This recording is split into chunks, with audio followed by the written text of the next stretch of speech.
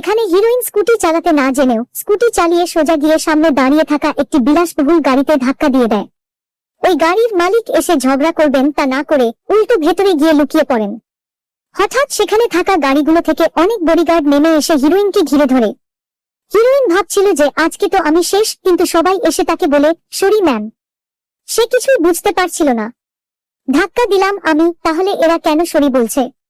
সে যখন মনে মনে ভাবছিল তখনই সে গাড়ির ভেতরে হিরোকে দেখতে পায়। সে হিরোকে দেখে বলে, ওহো তুমি, কি হচ্ছে এসব?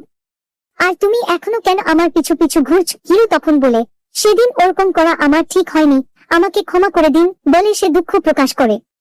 আসলে এদের যেভাবে পরিচয় হয়েছিল তা হলো, হিরোর মেয়ে ভুলবশত রাস্তার পাশে গিয়ে খেলা করছিল। তখন একটি গাড়ি তাকে ধাক্কা দিতে আসছিল, ঠিক তখনই হিরোইন এসে তাকে বাঁচায়। হিরোইন তাকে জিজ্ঞেস করে, তুমি কার মেয়ে? এখানে কি করছ? তোমার বাবা কোথায়? তখন ওই ছোট্ট মেয়েটির বড় ভাই এসে বলে, আমাদের কিছু লোক অপহরণ করেছিল, আমরা তাদের কাছ থেকে পালিয়ে চলে এসেছি। আমাদের ড্যাডিকে একটু কল করে আমাদের নিয়ে যেতে বলুন।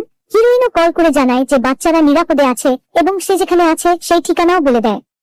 কিছুক্ষণের মধ্যেই সেখানে অনেকগুলো গাড়ি চলে আসে। তারা হিরোইনকেই অপহরণকারী মনে করে তার সামনে টাকার ব্যাগ বাড়িয়ে দেয়। সেও টাকা দেখে তা নিয়ে নেয়। তখন তারা ভাবে, তাহলে তুমি সত্যি সত্যি অপহরণকারী, এই ভেবে তারা তাকে পুলিশের হাতে তুলে দেয়। এরপর বাচ্চারা জানায় যে আসলে কি ঘটেছিল। তারা বলে, এই লেডি খুবই ভালো, উনি আমার ছোট বোনকে দুর্ঘটনার হাত থেকে বাঁচিয়েছেন। আপনাদের উনাকে পুলিশের হাতে দেওয়া ঠিক হয়নি, এখনই গিয়ে উনার কাছে ক্ষমা চান।